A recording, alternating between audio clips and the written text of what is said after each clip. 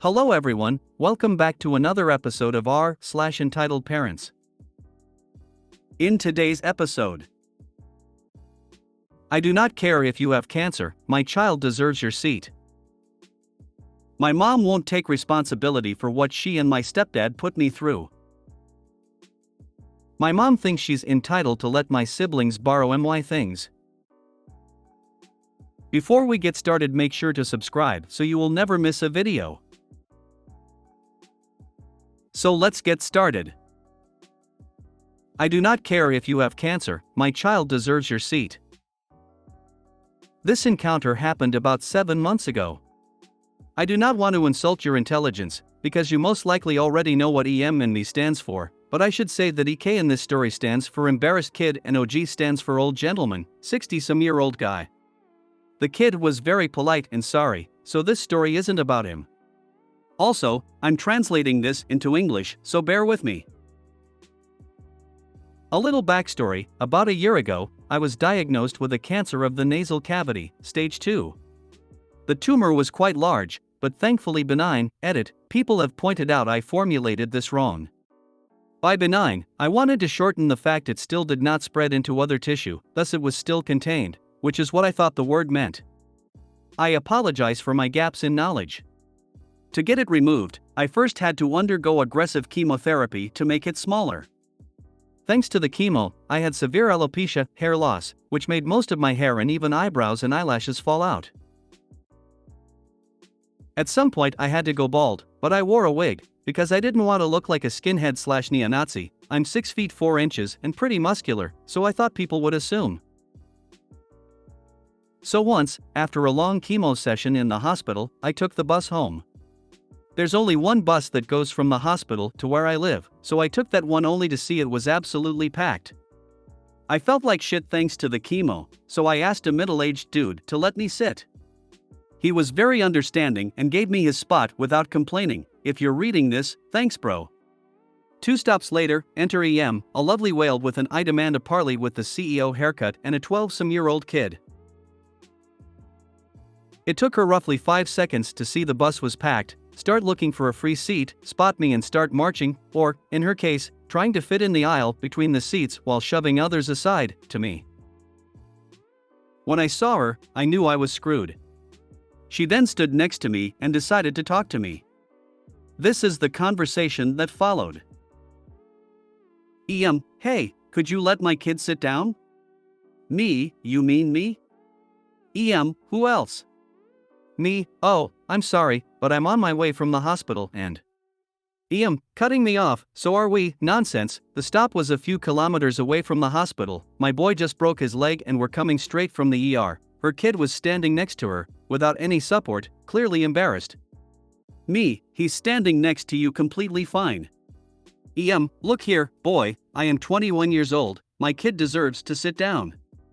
Me, look madam, I'm sorry, but I just got back from a chemo session in the hospital and I need to sit down and rest. I then moved my wig a bit to let her see my bald head. EM then straight up started yelling in my face.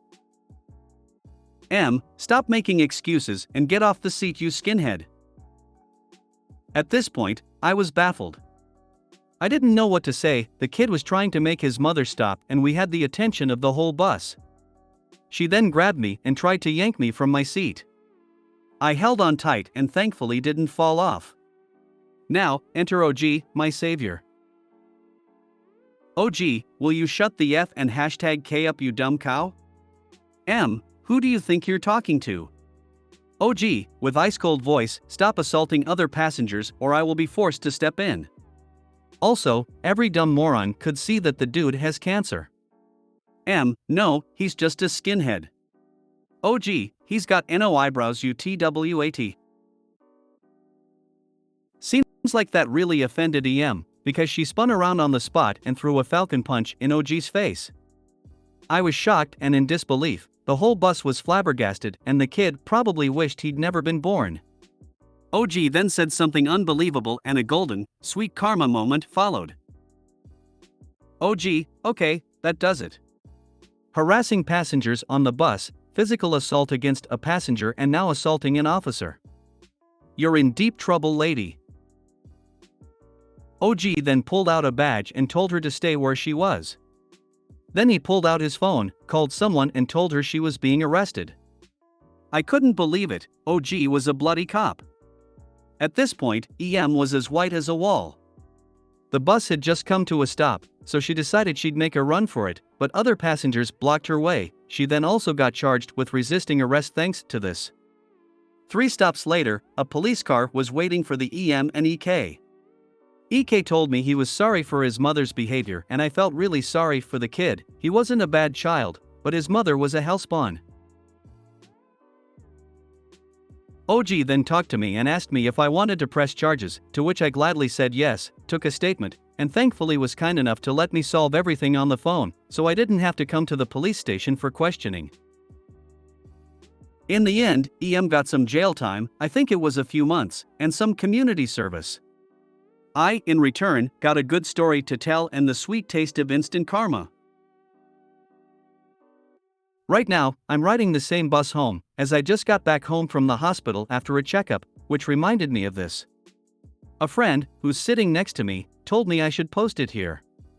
He, as much as myself, also couldn't believe that such people exist, but it seems I proved it to him. I should also note that the surgery went well. I was declared cancer-free in November and my hair is slowly returning. Also, I don't need to wear a wig anymore. Congratulations on becoming cancer-free. I demand a parley with the CEO haircut.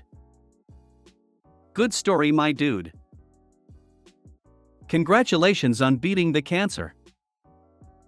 Also, WTF is wrong with the mom?